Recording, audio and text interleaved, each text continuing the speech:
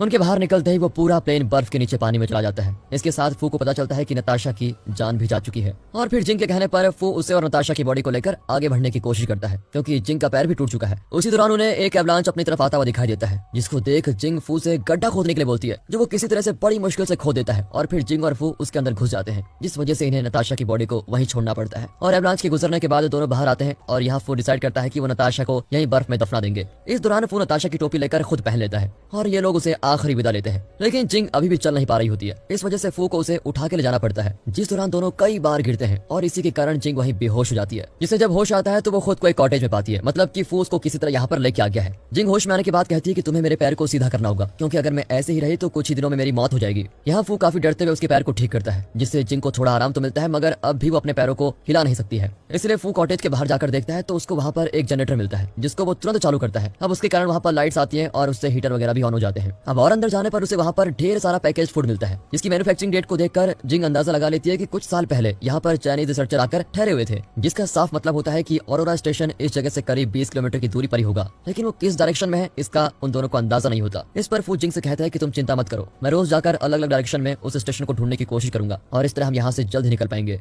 जिंग कहती है कि ये सब तुम्हारे लिए इतना आसान नहीं होगा, क्योंकि जनरेटर में डीजल भी लिमिटेड है, जो ज्यादा दिन तक नहीं चलेगा, और क्योंकि अभी अंटार्कटिका में पोलर डेज है तो हम सर्वाइव कर पा रहे हैं। इसके कुछ दिनों के बाद पोलर नाइट्स का वक्त आ जाएगा, जिस दौरान जिंदा रहना बहुत ही मुश्किल होगा और हम ठंड से मर भी सकते हैं। जिंग और फू मिलकर कैलकुलेशन करते हैं, जिससे ये दोनों अंदाजा लगाते हैं कि अगर हमने रोज सिर्फ 4 घंटे जनरेटर को चलाया तो भी हम 75 दिनों तक जिंदा रह सकते हैं। इसलिए 75 दिनों के अंदर उन्हें कुछ भी करके वो स्टेशन ढूंढना होगा, और अब जब से क्रैश हुआ है तब से 3 दिन का टाइम बीत चुका है। इसलिए फू को चौथे दिन अपनी खोज शुरू करनी होगी। अगले दिन सुबह होते ही फू जिंग को खाना वगैरह देने के बाद नॉर्थ की डायरेक्शन की तरफ निकल पड़ता है, लेकिन उसको अकेले 3 दिन तक कुछ भी नहीं मिलता। बेचारा फू रोज सुबह निकलता है और शाम होते ही वापस आ जाता है, क्योंकि जिंग का पैर काम नहीं कर रहा होता है। अगर फू वापस नहीं आता तो जिंग तो बिना खाए पे ही मर जाएगी। जिंग कहती है कि तुम बर्फ में करीब 4 किलोमीटर प्रति घंटे की रफ्तार से आगे बढ़ सकते हो, इस तरह से चलने पर तुम्हें रोज करीब 10 घंटे चलना होगा। लेकिन वो बिल्कुल नहीं घबराता है और इस तरह से फू को 17 दिन बीत जाते हैं और स्टेशन कहीं नहीं मिलता। साथ ही अब इन्हें खाने की कमी ना हो, इसलिए फू एक दिन मछलियां पकड़ने के लिए जाता है, जिस दौरान अचानक से उसके नीचे की बर्फ टूटने लगती है और फू उसी के अंदर गिर जाता है। यहाँ गिरने की वजह से वो कुछ देर के लिए बेहोश हो जाता है। इसलिए जब उसे होश आता है तो वो खुद को इस अजीब सी जगह में देखकर काफी डर जाता है।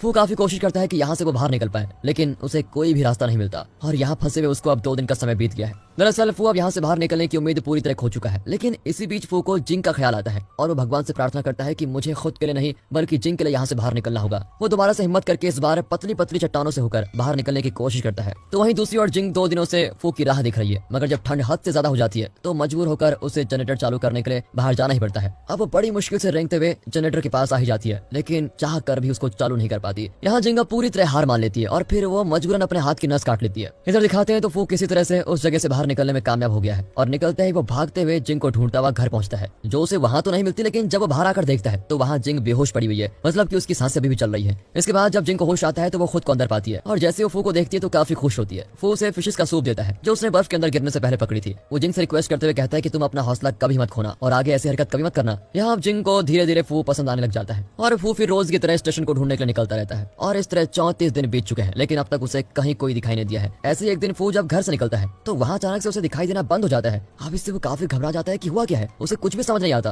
पर फिर भी किसी तरह से गिरते पड़ते वो वापस कॉटेज की तरफ आता है, जिस दौरान वो दूर से ही जिंग को आवाज दे रहा होता है। आवाज को सुनकर जिंग भी बाहर चली आती है और फिर उसकी मदद से फू जिंग तक पहुंच जाता है। फू काफी ज्यादा रो रहा होता है क्योंकि उसे कुछ भी समझ नहीं आ रहा है कि उसके साथ हुआ क्या है। यहाँ जिंग उसे बताती है कि यहाँ चारों तरफ बर्फ होने की वजह से 95% तक सूरज की रोशनी रिफ्लेक्ट होती है और क्योंकि तुम इस रिफ्लेक्शन को अपनी नंगी आंखों से रोज देख रहे हो तो ये तो होना ही था, क्योंकि इस रिफ्लेक्शन को देखना ऐसा है जैसे कि तुम सीधे सूरज को देख रहे हो। जिंग कहती है कि तुम चिंता मत करो, ये 3 दिनों में ठीक हो जाएगा। और अब इस बार फू की देखभाल करने की बारी है जिंग की। दोनों मिलकर सारे काम वगैरह साथ में करते हैं और इसके बाद फू सही हो जाता है। इस बार जिंग उसे आंखों पर एक कपड़ा बांधने के लिए देती है ताकि उसकी आंखों को ज्यादा नुकसान न हो, मगर फू के लिए चीजें और भी ज्यादा खराब होने वाली थी, क्योंकि जैसे ही वो कुछ दूर पड़ जाता है वहाँ की बर्फ पतली होकर चटकना चालू हो जाती है और बेचारा फू बर्फ के अंदर पानी में गिर जाता है, जहाँ से उसे बाहर निकलने का कोई भी रास्ता नहीं मिलता। वो डूबने वाला होता है कि तभी वो कुछ पेंगुइन्स को एक जगह से बाहर निकलते हुए देखता है और इन पेंगुइन्स के साथ वो भी बाहर आ जाता है, लेकिन उसके सारे कपड़े गीले हो गए और इस वजह से फू को बहुत ठंड भी लगती है। फिर वो जल्दी से वापस घर जाने के लिए निकलता है, लेकिन उसका ये रास्ता उस वक्त और भी ज्यादा मुश्किल हो जाता है जब उसे एक बर्फीले तूफान का सामना करना पड़ता है। पर वो धीरे धीरे छोटे छोटे कदमों के साथ आखिर वापस आ ही जाता है, लेकिन अब वो पूरी तरह से जम चुका है, जिस वजह से जिंग के सामने ही बेहोश होकर गिर पड़ता है। जिंग देखती है कि उसे बहुत ही ज्यादा ठंड लग रही है और अगर कुछ नहीं किया गया तो फू पक्का मर जाएगा, इसलिए जिंग उसकी बॉडी को हीट देने का फैसला करती है। अब अगली सुबह देखते हैं तो फू की नींद खुलती है तो जिंग को अपने बगल में लेटा हुआ देखकर वो काफी खुश होता है। कुछ देर बाद फू नताशा की बॉडी से उसके शूज लेकर आता है क्योंकि फू के शूज पानी में गिर गए थे। अगले दिन जब फू और जिंग बातें कर रहे होते हैं तो उन्हें दरवाजे पर अजीब सी आवाज आती है और जब फू दरवाजा खोलकर देखता है तो उसे वहाँ पर एक छोटी सी पेंगुइन दिखती है जो उनके घर के अंदर आ जाती है। इस पेंगुइन को देखकर फू उसे मारकर खाना चाहता है, लेकिन जिंग उसे ऐसा करने से मना कर देती है क्योंकि उसे वो पेंगुइन बहुत प्यारी लग रही है और पसंद भी आ गई है।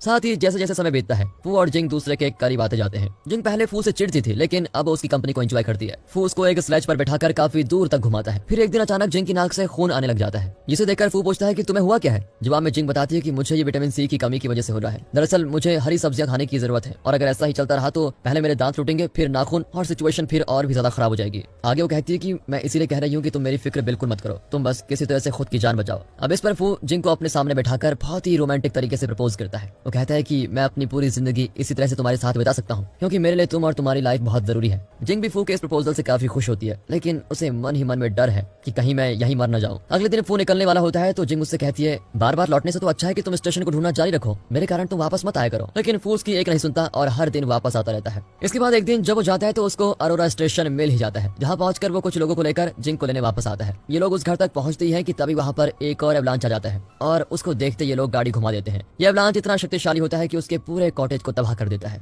फू जिंग के लिए बहुत ज्यादा तड़पता है। वो जब उसी स्टेशन में होता है तो वहाँ उसे अपने सामान में जिंग की डायरी मिलती है, जिसको देखकर वो फूट फूट कर रोने लग जाता है। और यहाँ फू के दिमाग को न जाने क्या सोचता है, वो स्नो बाइक लेकर जिंग को ढूंढने निकल पड़ता है। वो सबसे पहले उस जगह जाकर देखता है जहाँ वो जिंग के साथ बातें करता था और लकीली उससे वहाँ जिंग मिल भी जाती है, जिसको देखकर फू काफी खुश होता है। जिंग इसलिए बची क्योंकि उसको पता था कि एवलांच से कैसे बचा जाता है। और उसी वक्त हम आसमान में अरोरा लाइट्स को देखते हैं, जिसको देखकर जिंग और फू काफी ज्यादा खुश होते हैं क्योंकि जिंग इस अरोरा लाइट्स को देखना चाहती थी। और इसी के साथ दोस्तों ये मूवी यहाँ पर खत्म।